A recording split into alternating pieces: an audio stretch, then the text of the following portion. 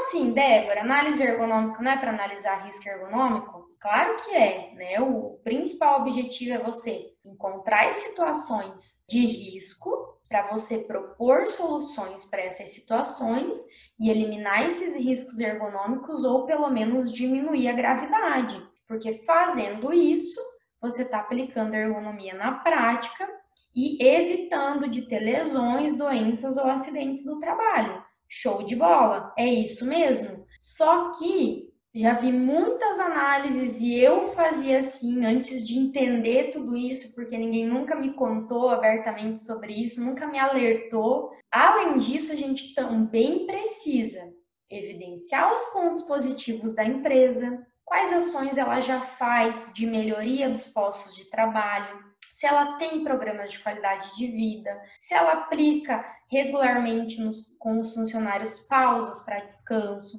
se ela tem medidas de controle, meios de regulação para amenizar aquelas situações difíceis.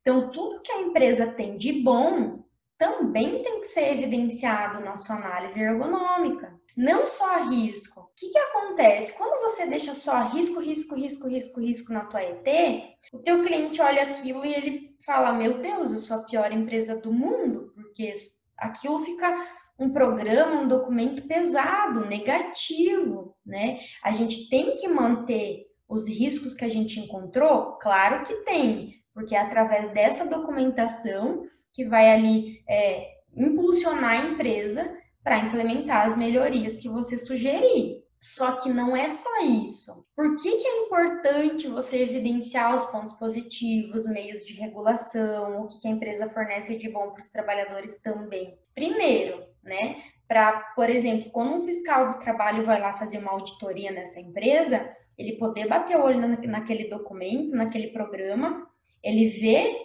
quais são os riscos que tem naquelas atividades, com aquelas funções, mas ele também vê o que a empresa já faz. Então, se a empresa faz, poxa, por que não evidenciar isso também? Né? Se ela investe, se ela está preocupada, é importante também. Não é para mascarar alguma situação, nada disso. Você também vai deixar o que tem de risco ergonômico, mas auxilia nesse processo. O auditor fiscal do trabalho já vai ter um olhar diferente para essa empresa. Temos riscos? Temos, mas também já fazemos programas de qualidade de vida, pausas, a gente tem meios de regulação, estamos se encaminhando para melhorar as situações de trabalho, não é só coisa ruim também. Uma segunda situação que pode acontecer, e por isso que é muito importante você também deixar quando o que não tem risco ergonômico, o que pode acontecer? Vamos dizer que lá no futuro, um trabalhador de má fé entra com uma ação judicial, trabalhista contra essa empresa, por uma situação que não existe, que ele não vivenciou, uma lesão que não existe, ou uma lesão que ele fez em outro lugar e está culpando o trabalho, que isso é bem comum, né? Aí, o que acontece? A minha análise ergonômica foi feita 10 anos atrás, vão pegar essa análise ergonômica para entender como era o trabalho deste trabalhador ao longo dos anos, e aí não tem nada falando sobre aquela situação de trabalho que ele estava falando, que ele está falando que se lesionou lá, só que na tua análise ergonômica não está lá.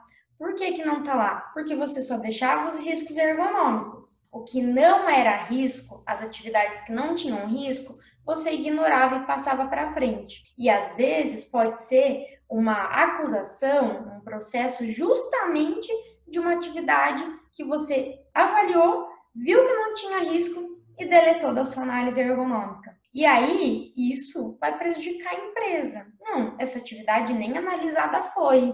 Pode ser que ela era tão ruim, tão pesada para o trabalhador, ou tão negativa para a empresa, que ela nem foi incluída nessa análise ergonômica. E justamente seria o contrário. Né? Era uma análise, era uma situação, uma atividade sem riscos, você até avaliou, mas não tem risco ergonômico, então vou tirar da minha análise. E aí você deixa a empresa sem sustentação nesse processo trabalhista. E, poxa, se é uma atividade que não tem risco, você também tem que manter na sua análise ergonômica, porque isso pode acontecer.